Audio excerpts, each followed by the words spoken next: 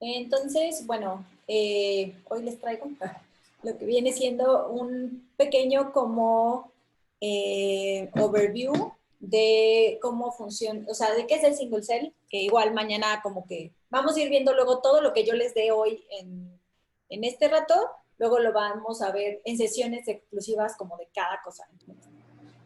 Entonces, ¿qué vamos a ver hoy? Vamos a ver qué son los single cell RNA-seq o secuenciación de ARN de célula única. Hace poquito tuvimos una discusión en Twitter de cómo se traducía esto y creo que esa fue la que recibió más votos. Y vamos a ver un poco cómo es que se capturan estas células. Se han desarrollado varios métodos experimentales, algunos son más como artesanales, otros se han automatizado. Veremos un poquito qué tecnologías hay y cuáles son los desafíos que estos conllevan y un poco el procesamiento general de datos. Entonces, ¿qué es lo que hacemos con ellos? Hacemos control de calidad, normalización, imputación, selección de atributos o feature selection. Eso es como tal vez lo han oído más. Muchos de estos términos todavía son difíciles de traducir porque estas cosas son muy nuevas. Ya a veces en español la traducción es un poco extraña y no pega como con lo que realmente queremos decir. Entonces, creo que en general les dicen atributos. Reducción de dimensiones e integración de conjuntos de datos. Ok, entonces, primero que nada, ¿qué es esto de los transcriptomas de célula única o single cell RNA-seq? Pues es tecnología que nos permite la disección de la expresión genética a la resolución de una célula, ¿no? Entonces, queremos ver cómo se expresa el ARN a nivel de una sola célula y ya no de tejidos o de bulks, ¿no? Como nuestras sopitas que hacíamos antes. Entonces, ¿cómo hacemos esto de capturar una sola célula? Pues tenemos técnicas low throughput, que pues digamos que son las que se empezaron a desarrollar como hace más años y que han sido un poquito más como artesanales. Todavía requieren que alguien que tenga muy buena mano, con una pipeta, pues saque casi la celulita, ¿no? Entonces, algunos son por dilución limitante, o sea, tú haces suficientes diluciones hasta que estás seguro que en tu pocito solo queda una célula. Hay un por capilar guiado por el microscopio, entonces tienes a alguien que está viendo en un microscopio y está pescando las celulitas, ¿no? También puede ser como complicado porque pues en ese rollo puedes reventar las células, ¿no? Estás ahí atinándole. Y pues además necesitas a alguien súper experto que lo pueda hacer, lo cual pues tampoco es que haya tantas personas con esas habilidades. También hay microdisección por captura láser, entonces también cortamos realmente como la celulita que queremos con un lásercito. Y la idea un poco de eso es que se pueda automatizar un poco más y conservas la relación espacial, lo cual también a veces es importante. Quieres saber en tu tejido estas celulitas que estaban en cierto lugar. Entonces, es un poco más artesanal y digamos que de hecho fueron como las primeras que se desarrollaron, todavía se usan. También hay por captura, que eso es lo que vendría siendo un poquito ya más masivo, más high throughput. Y entonces, ambas técnicas, la idea es que tú pones a tus células en una suspensión y son automáticas y el costo es, pues, la relación costo-beneficio es, pues, bastante buena, ¿no? Aunque todavía son técnicas caras, pero en general, las otras, pongan ustedes que podrían ser más baratas, pero, pues, ¿qué tal si no tienen la mano que se necesita y entonces no les sale absolutamente nada, ¿no? Mientras estas son un poco más caras y la probabilidad de que les salga algo tal vez es un poquito más alta. Entonces tenemos como el fax, que es esto de, no sé cómo se dice en español, cell sorting, como clasificación de células automáticas, que pues se hacen con citómetros de flujo que hacen este sorting. Entonces funcionan con láser y la idea es que sus células tienen ciertos anticuerpos que tienen a los que les puedes pegar un fluoróforo. Se usa muchísimo en cosas de inmunología. Entonces ustedes saben que pues, hay células T que son CD8, ¿no? Entonces CD8 quiere decir que tienen una patita en la membrana que es CD8 y que pueden identificar con un anticuerpo específico y entonces ustedes pueden ponerle un colorcito y entonces se va clasificando sus células. De nuevo, esto funciona bastante bien, pero por ejemplo en México hay pocos de estos citómetros que hacen sorting. De hecho, casi todos están tristemente en la Ciudad de México y los intentos de comprar otros pues fuera de la CDMX, pues son complicados porque pues siempre te dicen que pues podrías agarrar tus células en una hielera y te las llevas a la Ciudad de México. Entonces, pues también eso vuelve complicado su uso en México, ¿no? Si no estás cerca de uno de estos aparatos, porque pues las células se degradan en lo que llegas al citómetro. Tienen obviamente problemas, todo tiene pros y contras, entonces puede haber problemas en el que pues no sé, no pusiste bien tu anticuerpo y entonces el tubito se te queda vacío y tu sorting pues no fue sorting y más bien todo acabó otra vez junto. Puede haber contaminaciones, de nuevo pues cómo tratan sus muestras, si se vuelve muy importante. También tenemos tecnologías de microfluidos. Aquí es sobre todo donde entra esta maquinita que se llama Tenex 10X, que digamos que creo que ahorita es como el referente, o sea, todo el mundo más o menos ha oído hablar de Tenex y Single Cell Genomics, ¿no? Entonces, un poco la diferencia también de pros y contras entre una técnica y otra es que, por ejemplo, el fax requiere que tengan unas 10.000 células. Se oye muchísimo cuando hablas de células de la sangre, porque pues hay muchísimas células en el plasma, ¿no? Pero el problema se vuelve cuando pues tienen, por ejemplo, un tumor que están estudiando, es cáncer, ustedes le sacan el tumor a su paciente y ese tumor tiene que pasar por estudios de patología, se tiene que guardar como referente y además ustedes quieren hacer un experimento. Entonces, no pueden usar el tumor completo, necesitan fraccionarlo y necesitan sacar la mejor ventaja de su material biológico. Entonces, en este caso, estas tecnologías que te permiten trabajar con un muy bajo número de células también son una ventaja. Entonces, están estas tecnologías de microfluidos, de nuevo con Tenex, y aquí ya puedes tener 1000 células, un poco más de 1000 células, y con eso ya puedes trabajar. Entonces, es una ventaja si tienen como mucha limitante en su muestra. De nuevo, también hay menor riesgo de contaminación porque literal lo meten a la cajita y la cajita hace todo. Ustedes no tienen que andar pipeteando, manejando tubitos, dependiendo de si la persona que usa el citómetro es muy buena usándolo o no. Entonces, eso también es una gran ventaja. Tienen menos riesgo de contaminación por lo mismo. Y el costo del análisis, digamos que es bajo, o sea, usar la cajita de Tenex no es tan caro, digamos que donde viene como lo muy caro es que hay que secuenciar y bueno, no, si es caro, los kits del Tenex pueden llegar a ser caros. Entonces, pero bueno, el costo-beneficio de nuevo se vuelve alto porque la probabilidad de que las cosas salgan bien, si todo se hace como siguiendo las instrucciones, es alta, mientras que en otras tecnologías, pues, aunque tú lo hagas muy bien, puedes fallar, ¿no? Entonces, también tienes la posibilidad de usar controles, por ejemplo, puedes usar como unos códigos de barra basados en oligos, que son barcodes, y con eso puedes marcar tu célula, es decir, estas secuencias todas vienen de una sola célula porque todas tienen este mismo código de barras. Entonces, después se puede hacer análisis muchísimo más eficientes. También puedes hacer análisis con etiquetas, con algo que se llama UMI, que son, ahorita también vamos a ver un poquito más eso, y los droplets, que es como las burbujitas de eh, emulsión donde queda cada una de estas celulitas, ¿no? Entonces, por lo mismo esto se vuelve como muy eficiente, ¿no? Tienes tu célula en tu gotita, que de hecho se puede ver como en el panel donde se ve la célula, la emulsión, donde va todo lo que necesitas para hacer la PCR, donde va a suceder esta parte de taguear con este código de barras cada uno de las moléculas de ARN que está en la célula. Entonces va la burbujita y se dan cuenta que queda la celulita con uno de estos, digamos, como set de reactivos y queda en una burbujita de emulsión. Entonces, por probabilidad en general te va a quedar una célula, un código de barras y con eso puedes estar confiado de que la información que tenga el mismo código de barras viene toda de una sola célula.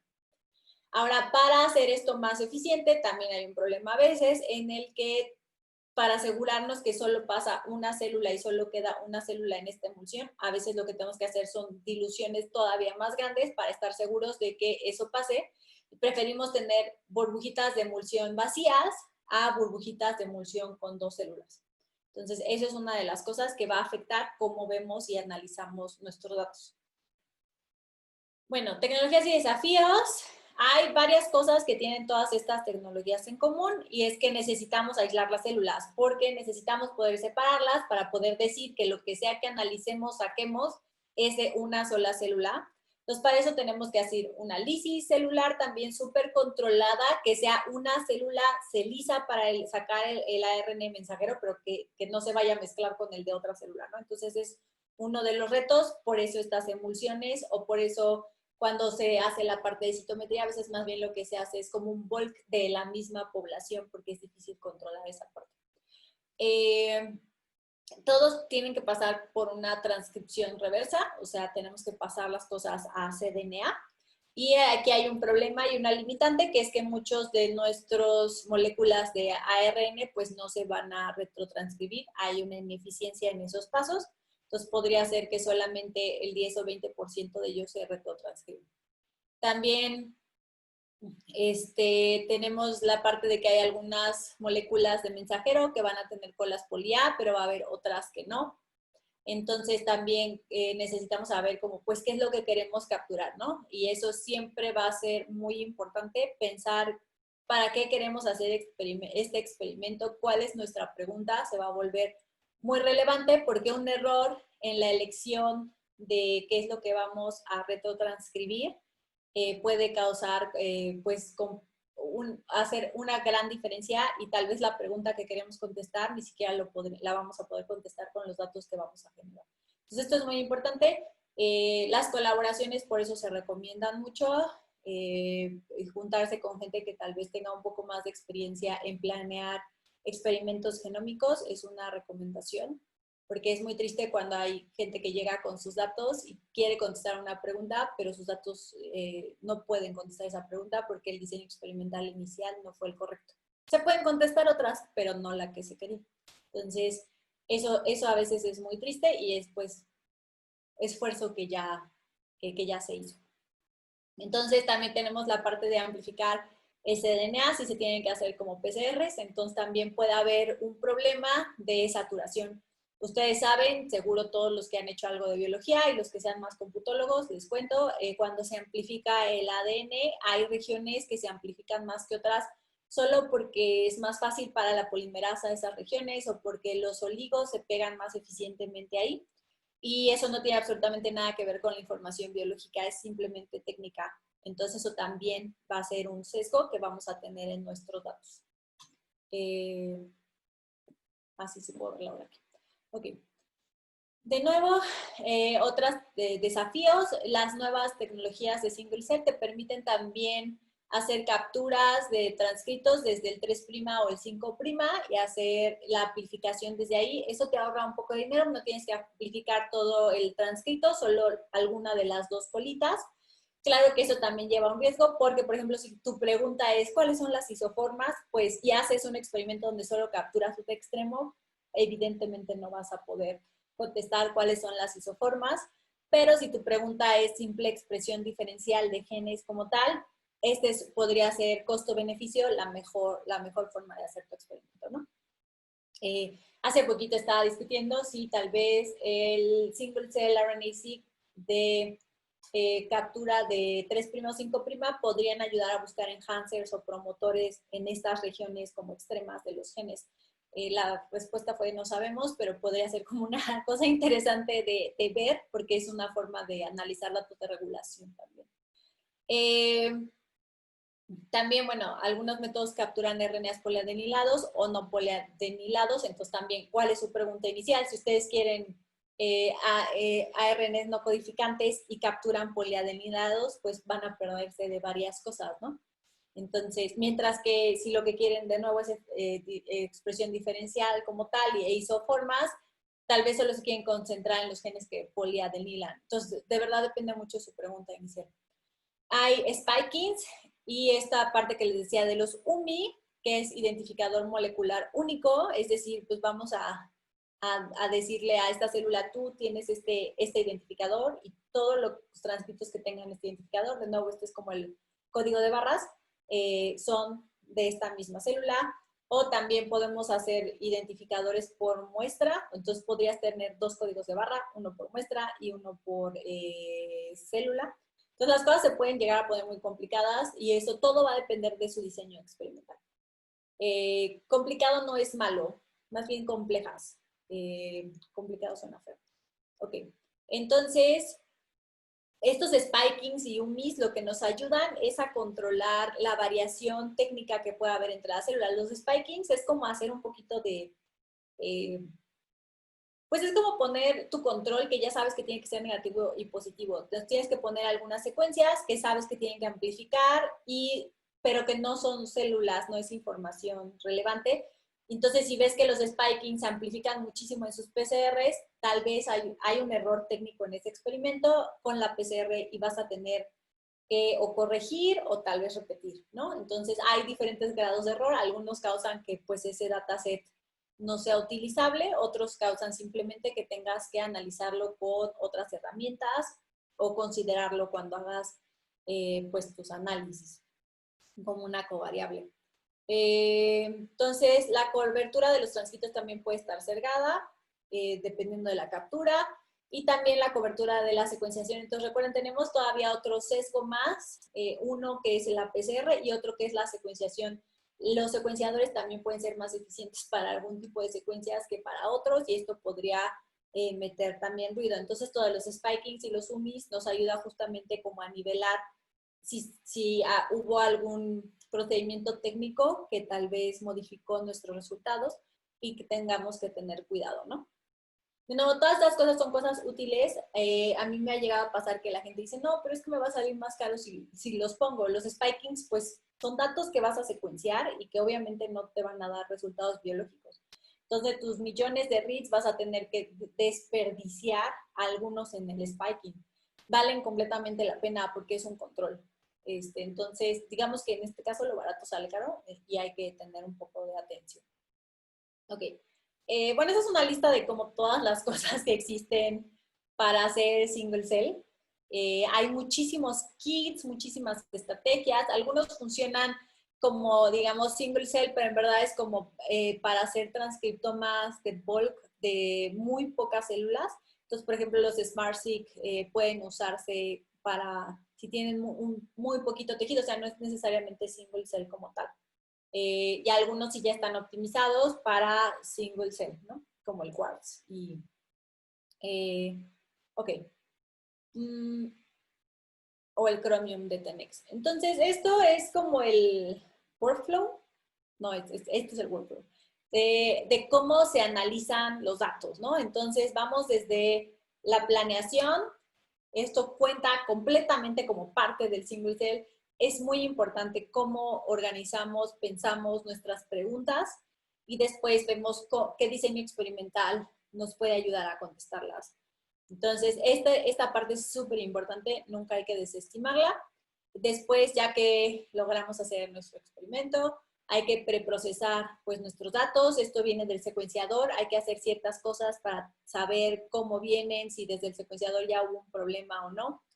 Una vez que hicimos este preprocesamiento, empezamos a jugar con R, ¿no? Entonces, estos dos primeros pasos son fuera de R. Estos pasos donde hay muchísimos colores son dentro de R. Y ahorita vamos a ver por qué hay muchísimos colores. Tenemos aquí la parte de importar nuestros datos a R. Le tenemos el procesamiento de datos. Y después ya tenemos pues los análisis, digamos, después de procesar nuestros datos. Entonces ya, digamos que estos pasos hasta data processing, hasta aquí, es como lo que hay que hacer a fuerzas y no es particularmente divertido. Es puro control de calidad, es estar viendo si nuestros datos están bien, si los podemos homogeneizar, si son comparables, si son integrables, pero no podemos seguir y hacer cosas divertidas si eso no está bien hecho. Entonces, los últimos dos pasos, pues es ya vamos a divertirnos, ya lo logré, mis datos están muy bien procesados, ahora sí vamos a jugar, a responder preguntas biológicas relevantes, ahora sí vamos a hacer miles de análisis de expresión diferencial, de trayectorias, que es digamos como lo más nuevo y como más sexy que hay ahorita, y después puedo hacer plataformas padrísimas para ver mis datos, ¿no? Entonces, en esa última parte no vamos a entrar tanto, pero digamos que es como la parte divertida y que creo que ahorita es donde hay más desarrollo, ya que se empiezan a estabilizar los métodos de análisis de los datos de secuenciación. Entonces aquí, por si estaba demasiado chica la letra, estos son nuestros pasos: preprocesamiento, control de calidad, normalización. Aquí hay un pasito de imputación que vamos a discutir un poquito. Selección de atributos o features, como les suene mejor. Reducción de dimensiones e integración de conjuntos de datos. Ok, entonces, además, hay muchas herramientas. Las que vamos a ver en el curso son las herramientas que están más basadas para Bioconductor, pero esta es básicamente esta es la gráfica de la cantidad de artículos, perdón, de herramientas, que bueno, en general van a ser un artículo, que se han generado para el análisis de single cell desde que inició single cell como en el 2017. Entonces, si se pueden dar cuenta, pues ya andamos, pues, o sea, unas 600 herramientas diferentes para hacer estos análisis, ¿ok? Entonces, algunas, pues, vale la pena explorarlas y ver qué cosas adicionales pueden hacer que nos puedan ayudar, pero nosotros nos vamos a enfocar en Bioconductor. Ahora, esto es súper importante, no hay recetas. Entonces, esta es un plot esta es una figura que me volé de la presentación de Peter Hacking. Y bueno, esto es como la gente se imagina que se hace bioinformática, o sea, tiene botones mágicos arriba, entonces ensamblas tu genoma, llamas variantes, haces el análisis de RNA-seq y luego lo metes a GenBank y publicas tu paper, ¿no? De ya, un botón, todo es un enter. Y pues no, sobre todo para este tipo de datos no existen las recetas. Lo que hay son flujos de trabajo. Hago un análisis, veo cómo están mis resultados, vamos al siguiente paso, veo cómo están esos resultados y decido el siguiente paso. Entonces, hay recomendaciones a lo mucho generales, nada va a ser siempre aplicable a todos los datasets. Entonces, digamos que ahora para la secuenciación de transcriptomas de bulk de tejidos, ya hemos logrado tener como establecido un poco un análisis sencillo que se puede hacer en todos los datasets. Esto no quiere decir que sea el mejor análisis para todos los datasets, pero puede ser un buen análisis preliminar, ¿no? Y es aceptable, siempre puedes hacer mejor las cosas, pero digamos que ya es una base aceptable. Para single cell eso no existe, entonces realmente supongo que en algún momento va a existir, pero ahora por la calidad de los datos, por las diferentes plataformas para generarlos, no existe una receta mágica, ni un botón mágico, ni un pipeline mágico en Galaxy que les vaya a hacer la chamba. Entonces requiere mucho que vayan pensando y explorando sus datos todo el tiempo. Okay. Entonces, desde diseño experimental, que es súper importante, controles, controles, controles. Entonces, en genómica y bioinformática existen los controles y son igual de importantes que los trabajos en laboratorio experimental. Entonces, jamás harían una PCR, un Western blot, un Sorter blot, sin pensar en cuáles son sus controles para saber que las cosas están bien. Es lo mismo para estos experimentos. Los controles no son un desperdicio, de nuevo, porque es algo que he llegado a oír. Ustedes nunca dirían que su canal en el gel está desperdiciado porque es un control negativo o positivo y va a salir vacío o lleno o lo que sea. Ustedes dirían, es necesario, ¿no? Entonces, esto también es necesario. Entonces, necesitamos controles positivos y negativos de las células y de las muestras. Necesitamos saber que cuando el secuenciador funcionó y secuenció algo es porque sí había algo y no es ruido que yo contaminé. Necesitamos varias réplicas biológicas y eso es muy importante. Yo sé que son experimentos caros, pero es indispensable que cada elemento biológico que analicen, cada ratón, cada platito de células, sea su propio experimento, y eso es muy importante. También hay réplicas técnicas que a veces son necesarias para saber si hubo algún error técnico. De nuevo, los grupos experimentales no son los baches son técnicos. ¿A qué me refiero con esto? Si ustedes van a estudiar 10 ratones diferentes, es importante que cada uno de esos 10 ratones, un pedacito de su muestra se vaya al mismo secuenciador.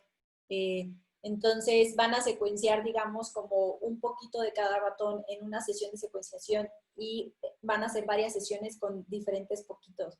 ¿Por qué? Porque el batch es, digamos, el secuenciador. Entonces eso es completamente técnico. Si ustedes ponen todo lo de un ratón en un secuenciado, en una sesión de secuenciación y todo lo de otro en otro, ustedes tienen ya dos problemas. Estos dos datasets vienen de diferentes ratones y de diferentes días de secuenciación. Entonces, ¿qué es la diferencia? Que prendieron el secuenciador diferente, que ese día fue otro técnico, que ese día hizo calor. Entonces, es importante que se hagan como pools, y con pools no me refiero a los ponen junto y ya, sino tienen todos estos barcodings que dicen quién es quién, y eso es muy importante. Entonces, antes de hacer sus pools, asegúrese de que luego pueden regresar a saber qué ratón era qué ratón. Y bueno, eso es súper, súper importante. Las células individuales no pueden ser tratadas como réplicas, entonces, es decir, si ustedes hacen un single cell de, todas son células TCD8 en teoría y todas tienen este marcador, entonces yo puedo decir, esta célula T y esta T son réplica una de otra, no, porque aunque vienen de la misma persona y en teoría la seleccionaron con el mismo anticuerpo, hay todo un gradiente de desarrollo en la diferenciación celular que puede hacer que estas células T tengan el mismo marcador, pero todavía no sean exactamente la misma célula. Entonces es muy importante que no vayan a hacer esas cosas. Y de nuevo, los ahorros aquí pueden salir muy caros después. ¿Ok? Ok. Preprocesamiento. Esta es la parte como antes de R. ¿Ok? Todo esto se hace realmente con plataformas que ya están bastante estandarizadas, porque lo que queremos saber primero es si nuestro secuenciador no valió. Queremos hacer el alineamiento y cuantificación. Entonces, de nuevo, queremos preprocesar. Entonces, desde aquí vamos a la calidad de nuestra secuenciación. Entonces, esto se hace regularmente con una herramienta que se llama FastQC, que pueden bajar en esta liguita. La presentación ya está en el GitHub. Y básicamente les va a decir la calidad de sus reads, si hubo algún sesgo de, por ejemplo, contenido de que sea inesperado, o hubo algún problema y hay algún oligo por ahí que la PCR amplificó demasiado y tal vez lo tienen que limpiar. Entonces el FastQC nos da bastante información sobre qué pasó en el secuenciador y en nuestra PCR y nos permite desde ahí saber si ese dataset sigue en el análisis o no, o qué cosas podemos incluir en el análisis para que sí siga. Después tenemos que hacer un alineamiento a nuestro transcriptoma de referencia. Entonces, esto realmente en general ya existe.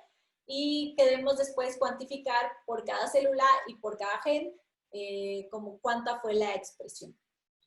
Entonces, estas son algunas herramientas para la parte de generar esta matriz de cuentas de cuántas veces cada gen se expresó en cada célula. Entonces está, por ejemplo, CellRanger, que es principalmente para datos que vienen de Tenex, SciPy, que es para datos que vienen de CellSec2, y Calisto y Alevin para datos de tipo droplet, por ejemplo, también lo de los citómetros. Entonces, ¿cómo se ve todo esto? Más o menos se va a ver así. Ustedes van a tener sus N células, que ahora ya son como N1000. Ya llegamos a datasets de 10.000 células. Y tenemos cada uno de nuestros genes, que también recuerden que andamos por los, depende cómo captures, pero entre los 20 y los 30.000. Entonces, pues ya se pueden dar cuenta de que para un experimento más o menos van a tener pues algo así como 5.000 por 30.000 columnas contra renglones de matrices, ¿no? Entonces son matrices grandecitas y eso es por cada uno de sus experimentos, ¿ok? Entonces si van a ser 10 pacientes, pues van a tener 10 de estas maravillosas matrices gigantes, donde les va a decir, bueno, cuántas cuentas tiene cada gen. Entonces, luego tenemos también nuestras informaciones de cada célula, ¿no? Porque cada célula es importante y a cada célula le pusimos su código de barras y cada célula tiene sus propios datos porque viene de un donador o viene de un tratamiento o viene de lo que sea. Entonces, por ejemplo, aquí las primeras dos células, cada una tiene su propio código de barras para que podamos identificar qué lecturas de qué gen vienen de esa célula. Luego, esto significa que vienen de algún donador, en este caso el mismo donador tiene tratamiento y control, ¿no? Entonces tiene tratamiento con alguna droga y el control sin tratamiento. Entonces esto de nuevo puede ser hasta las N1000 células de cada uno de sus donadores y etc. Entonces, son datos que tenemos que guardar, ¿no? Porque sí queremos saber esas cosas después. Después tenemos la información de cada gen, tenemos pues sus IDs, dónde está, dónde vive, y etc. Y queremos obviamente normalizar nuestros datos de tal manera de que podamos hacer comparaciones. Entonces, cuando se normalizan, pues se deberían ver más o menos así, ya no van a ser tantos números enteros, sino pues nuestra expresión en log, ¿no? Entonces, después queremos hacer algo que se llama reducción de dimensiones, porque de nuevo, pues esto se ve como un poco brutal, entonces se pone complejo. Y entonces lo que vamos a hacer es una reducción de dimensiones que nos permita empezar a tener estas preguntas biológicas justamente, donde digamos, bueno, tengo estas células y hay grupos de genes que se comportan de manera similar y los puedo separar usando análisis de componentes principales. Entonces yo puedo hacer un análisis de componentes principales y decir, estos grupos de genes los puedo separar más o menos usando esta información y con eso puedo ir viendo, por ejemplo, que en estas células hay cierto comportamiento de este grupo de genes o de este grupo de genes o de este otro grupo de genes. Es una forma muy burda de decir grupo de genes, pero es lo que se representa. También lo podemos hacer con algo que se llama TSNI, que está como ultra de moda, y podemos ver exactamente lo mismo, ¿no? Entonces podemos partir estos grupos de tantas células y tanta información en solo dos, y ahora sí hacer comparaciones como de dos cosas, que sí es manejable. Como Leo decía, pues incluso en las computadoras grandes a veces colapsa este tipo de datos. Ok, entonces eso es nuestro preprocesamiento, es que queremos llegar hasta nuestra matriz de cuantificaciones. Y después, ya que lo logramos, tenemos que hacer nuestra construcción de un objeto en R donde podamos representar pues todo nuestro dataset, ¿no? Entonces, si ustedes han trabajado ya en R un rato, sobre todo, o han visto con análisis de transcriptomas, incluso en los papers se menciona que usan R y usan genome ranges. Entonces, genome ranges es un objeto especial que te permite representar dónde están las cosas en los genomas, ¿no? Entonces, Bioconductor generó también un dataset especial, que es con el que van a estar trabajando los siguientes días, que nos permite estar guardando toda esta información de forma organizada, porque eso es muy importante. Necesitamos poder hacer un traceback pues, de todo este rollo, ¿no? Entonces, tenemos nuestros genes, tenemos nuestras células y tenemos de nuevo nuestros genes. Aquí están genes contra células y aquí es la información de los genes. Entonces, necesitamos poder hacer todo este match. Necesitamos poder saber cómo se expresa el gen 2, en la célula N, cómo se comportan todos los genes, en la célula N, qué información tenemos, y necesitamos también poder descomponer qué gen hace qué cosa o cómo está anotado, ¿no? Entonces, para poder hacer pues todo este cruce, R ha generado, Bioconductor, un tipo de dato especial que se llama Single Cell Experiment.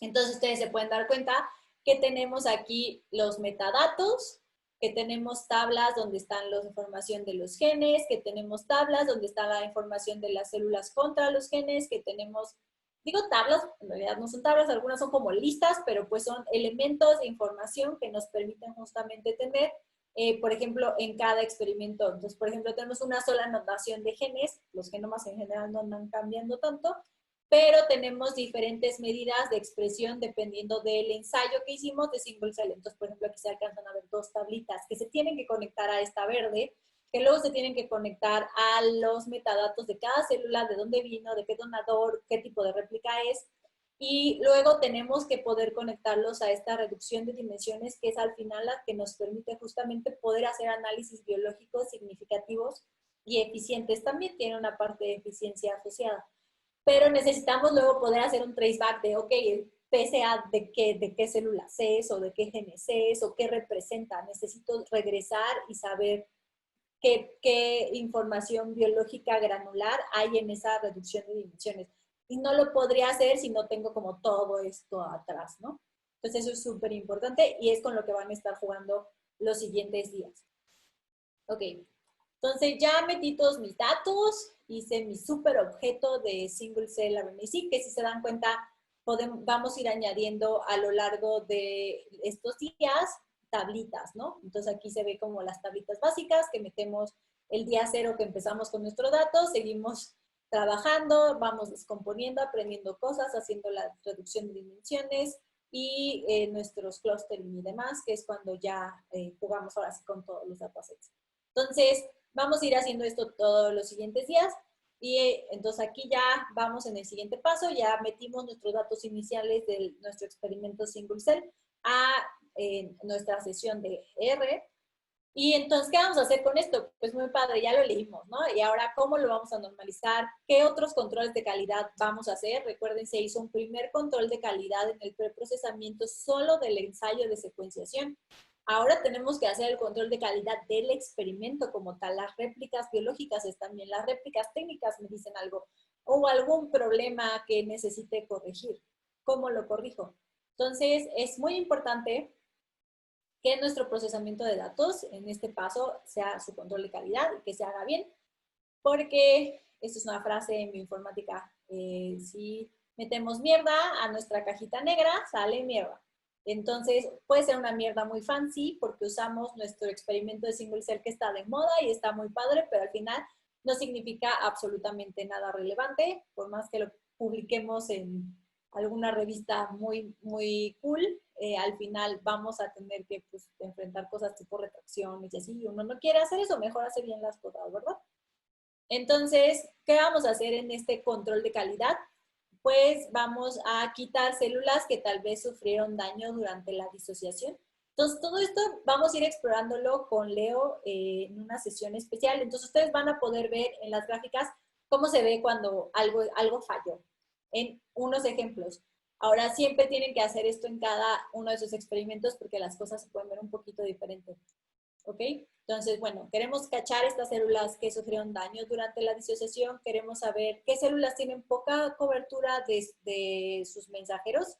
Entonces, pudo haber pasado que explotó la celulita y se degradó el RNA, pues hay que quitar la celulita porque no salió nada, ¿no? O también puede pasar que le salieron demasiadas de estas gotas de emulsión vacías, o sea, tal vez se les fue la mano con la dilución y en verdad no tienen información, o todas las células explotaron y todo se degradó. Puede haber muchas explicaciones y hay que revisar el experimento. Entonces, ¿cómo podemos eliminar, saber si están pasando estas cosas extrañas e indeseables en nuestro experimento? Necesitamos ver, por ejemplo, si hay células con un tamaño pequeño de librería, es decir, las cuentas totales. Si yo cuento todas las reads del secuenciador que traen el código de barras para esa célula y cuento muy pocas cosas, tal vez algo sucedió. Entonces hay que observar pues qué es lo que está pasando. Hay tipos celulares súper raros que tienen expresión de genes muy bajas. Entonces, si ustedes están trabajando con ese caso súper exótico y especial, por ejemplo, esto no sería un problema. Pero si no, sí es un problema. También tienen células con pocos genes expresados, es decir, la librería se ve bien, pero solo son 5 genes que tienen reads. Entonces, pues algo tal vez pasó, no es que las células solo expresen 5 genes muy altamente, ¿no? Una alta proporción de las lecturas son mitocondriales, entonces recuerden, para los organismos que tienen mitocondrias o, ¿cómo se llama lo de las plantas? Dios mío, eso sí está mal, se me olvidó. Pero bueno. ¿Cloroplastos? Gracias, cloroplastos. Perdón, sí tuve un space out ahí. Ok, los cloroplastos pues también tienen genoma, ¿no? Entonces, si de repente todo alinea la mitocondria al cloroplasto, algo pasó con esas células, porque de nuevo no todas viven nomás de eso. Y también se hicieron lo de los spikings y tienen más spikings que reads de mensajeros, pues algo pasó con el experimento, ¿no? Entonces es algo que tenemos que verificar. Y les repito, sé que es como súper redundante, pero no hay recetas. Cada grupo de datos va a ser distinto. Cada grupo de datos nos va a presentar un reto diferente y depende de muchas cosas. Entonces, los umbrales de calidad de un experimento no necesariamente sirven para otros. Ustedes pueden decir, 5 genes está mal en este experimento, pero 5 genes expresados podría estar bien en otro experimento porque hay alguna explicación. Entonces, no hay recetas. No hay recetario mágico. Aquí hay que observar, hay que analizar, hay que explorar los datos todo el tiempo. La compañía a la que mandas tus muestras no hace un análisis de calidad antes de enviar los datos crudos. Hace un análisis de la librería. Te dice, ahí hay algo que puedo secuenciar. ¿Voy o no voy? Puedes ver tus spikings. O sea, no hay forma de saber cómo está tu material de secuenciación más que hasta que lo secuencias. Yo incluso he visto experimentos que no pasaban como la cantidad de DNA y a la mera hora eran muy buenas librerías, ¿no? Porque también incluso cuando haces ese QC antes de secuenciar puede haber errores. Entonces, o sea, yo sé que, sobre todo en México, que estas cosas son tan caras y que todo nos cuesta más trabajo, uno quisiera que en cada paso te aseguraran que el siguiente paso va a salir. Se hacen todos los controles, pero incluso ese control de calidad podría no ser suficiente para decirte va a salir lo que secuencias. ¿Qué pasa si no hacemos bien nuestros controles de calidad? Pues sí se acaba la vida, ¿no? Bueno, pero casi. Entonces vamos a empezar a ver cosas bien padres. Eso, a mí me encanta la biología porque puedes hacer una historia de lo que sea, es súper emocionante. Entonces tienes tu gen exótico acá, súper padre y todo, ya hiciste toda la historia y alguien dice, no me equivoqué, ese gen era el spiking. Y tú ya te inventaste así pues, la historia que te va a dar el Nobel. Entonces, y lo peor es que es fácil y bonito, o sea, tú puedes encontrar papers que justifiquen casi todo lo que tú quieras en biología. Entonces, es peligroso. Si sus datos no están bien, hacer historia siempre es fácil. Entonces, tengan mucho cuidado. Si no se hace bien el QC, van a empezar a ver patrones que no significan realmente nada y ustedes van a hacer su historia bien padre. Vamos a ver poblaciones heterogéneas que en verdad solo son ruido. Entonces vamos a decir, no, el tratamiento contra el control, no, gran diferencia. Y no, el problema es que tenías un batch effect y no mezclaste las muestras inicialmente. Entonces lo que estás viendo es que el secuenciador funcionó diferente 2 días distintos, ¿no? Entonces, bien. Algunos genes se verán super expresados, pero no significarán nada. Entonces, de verdad, el QC es muy importante. Entonces, creo que vamos a pasar un buen rato viendo QC con Leo, porque de verdad es muy importante. Sé que no es la parte más sexy, pero no van a ser los sexy si no hacen bien estas cosas. Ok, normalización. Entonces, una vez que hicimos nuestro QC, dijimos, va, está súper bien, estoy seguro, estoy segura, vamos a continuarle, está muy bien nuestros datos. Vamos a normalizarlos porque obviamente pues cada sesión del secuenciador pues va a tener problemas o diferencias o lo que sea. Entonces tenemos que normalizar nuestros datos para poder hacerlos comparables. ¿Y cómo lo vamos a hacer? Para estos datos, para single cell, te puedes basar en diferentes cosas. Eh, perdón, bueno, esto es más o menos lo que puedes ir tomando en cuenta, ¿no? Entonces, podemos hacer normalización por el tamaño de la librería, es decir, podemos decir, bueno, un poco como lo que hacía para Volcker y esto de los RPKMs, que puedes decir, bueno, más o menos tengo X millones de reads por célula, X millones de reads por genes.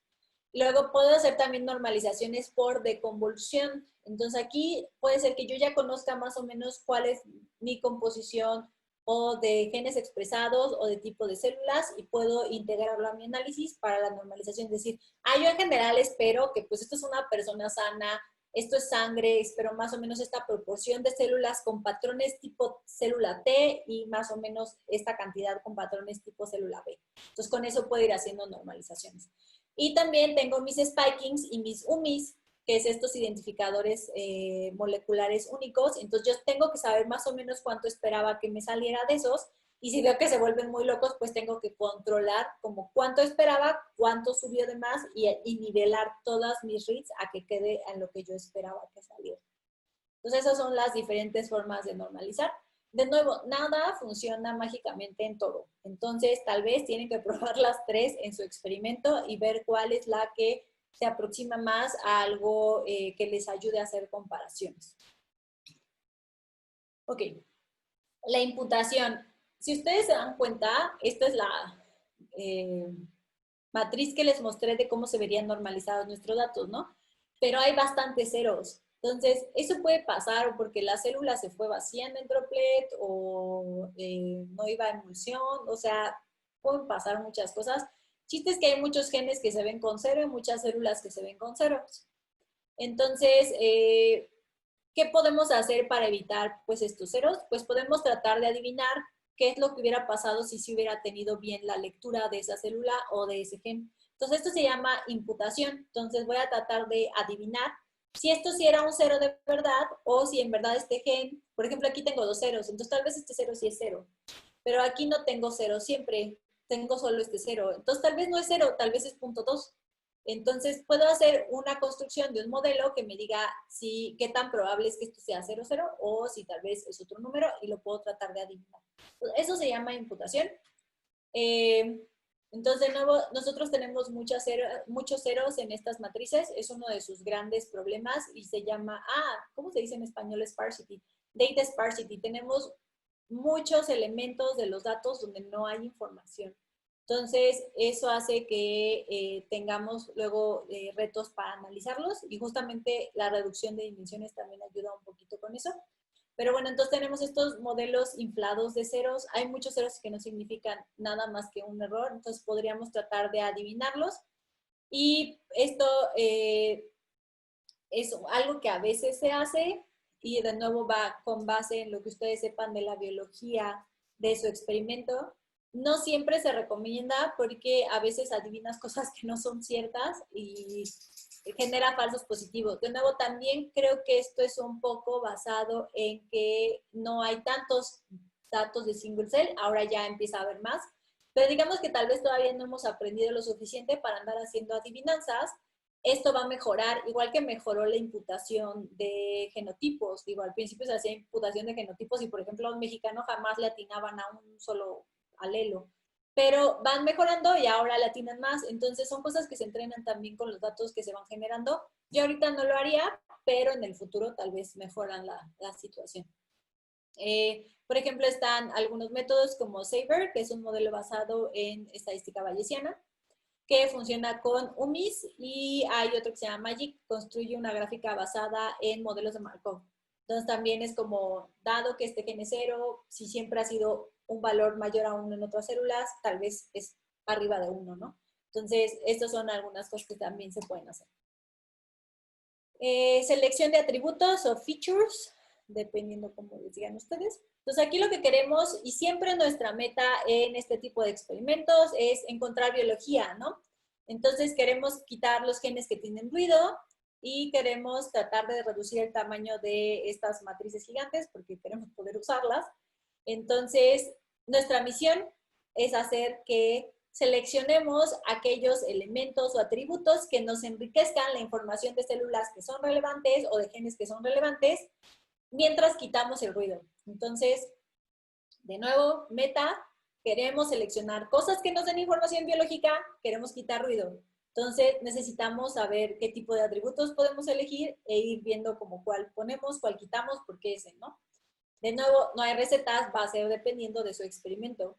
Entonces, de nuevo, nuestra meta es sacar biología útil, quitando ruido. Entonces, hay diferentes enfoques que se pueden hacer. Hay transformaciones logarítmicas, pero estas a veces tienen un problema con las varianzas, precisamente porque nuestros datos tienen esta cantidad de ceros y hay cosas que tienen valores altos y valores bajos, pero las varianzas son demasiado altas, entonces se usa otro tipo de medida que se llama devariance, que también es un tipo de varianza, pero que tiene una corrección. Y se basa un poco en las UMIs, o sea, entonces puedes integrar estos identificadores únicos que te permite decir, bueno, esta varianza loca que ves no es tan loca, hay que acotarla hasta aquí y con eso podemos empezar a reducir como esta amplitud de cantidades, ¿no? También, si ustedes saben algo de su modelo, pueden usarlo para tratar de seleccionar estas features. Tal vez ustedes ya tienen genes que son súper importantes, pues tal vez los quieren usar, ¿no? Entonces, también está los spikings y los dropouts. Entonces, si hay muchas células que se empezaron a perder sistemáticamente, eso es algo que hay que quitar, les ayuda a reducir la cantidad de datos. Después también para reducir la cantidad de dimensiones, ¿se acuerdan? Estas matrices son muy grandes. Yo les decía, si encontramos grupos de células que andan juntas, pues tal vez podemos decir, este es el grupo 1 y en lugar de andar contando 100 células, contamos grupo 1 y este es el grupo 2 y los comparamos en lugar de 200 células por un lado y 100 por el otro y tratar de estar haciendo cosas que computacionalmente van a ser muy difíciles porque no va a correr. Entonces, para poder hacer esto tenemos un problema. Tenemos que hacer nuestra selección de atributos de tal manera que reduzcamos el número de células, el número de genes y tenemos que tomar en cuenta nuestro diseño experimental. Entonces, por ejemplo, hay genes distintos que pueden estar correlacionados si el mismo proceso biológico los afecta. Si están en el mismo pathway, tal vez en la misma vía metabólica, perdón la pochez, ustedes pueden decir, bueno, todos estos genes deberían bailar juntos, ¿no? Pues entonces es un grupo. Ustedes pueden tratar de hacer grupos con análisis de componentes principales o diferentes métodos, pero ustedes tienen atrás esta información biológica.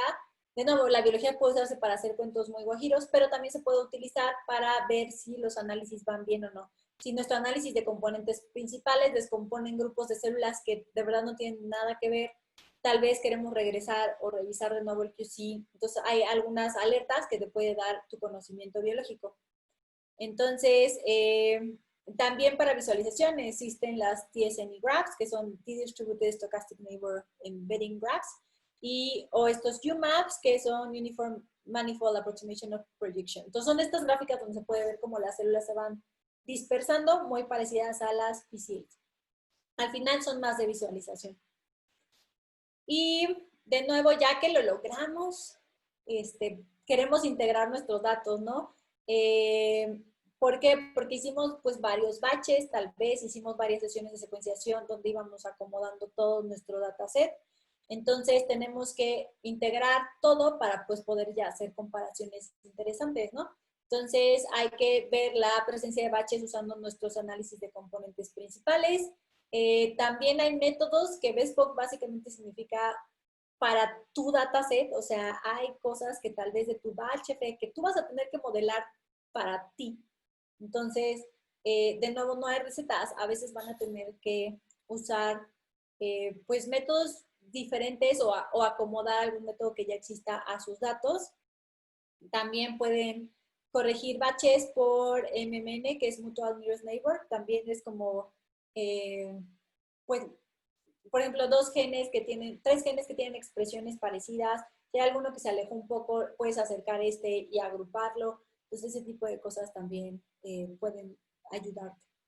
Ok, entonces ya tenemos aquí nuestra tabla super padre, lo logramos, pasó el QC, normalizamos, hicimos reducción de dimensiones, integramos nuestro experimento, nuestro dataset, ya todo funciona super padre. Ahora ya podemos jugar con los datos. Y aunque en esto ya no nos vamos a meter tanto, por ejemplo, de las diferentes cosas que pueden hacer, como clustering o agrupamiento de datos, expresión diferencial o anotación de funciones. Algo que creo que se ha desarrollado mucho en el último año es análisis de trayectorias. Y esto es lo que le decía a Cintia, de que ustedes ya pueden empezar a ver un gen, por ejemplo, o un grupo de genes, cómo va cambiando entre células que son muy cercanas, y eso nos empieza a indicar que las células, o sea, todos pensábamos que todas las células T, por ejemplo, eran iguales, y a mí me maravilla que no son, o sea, todas van pasando por un gradiente de desarrollo, incluso de apoptosis. Todos nuestros tejidos no están como congelados y todos nuestros hepatocitos están haciendo lo mismo al mismo tiempo. Hay todo un gradiente de funciones y eso se puede empezar a ver con estos análisis de trayectorias. Hay trayectorias de células y trayectorias de genes. Entonces, esto se está poniendo como ya más interesante para hacer descubrimientos biológicos. Después, ya que lograron hacer su análisis super padre y todo, también hay mucho desarrollo en visualización dinámica en esta área. Entonces, por ejemplo, este es el Single Cell Atlas, donde ustedes pueden explorar, ponen su gen, se puede ver diferentes tejidos en diferentes células, con diferentes colores, y todo eso es a puro clic y explorable, y eso creo que da muchas ventajas para hacer un puente con la comunidad biológica y médica incluso.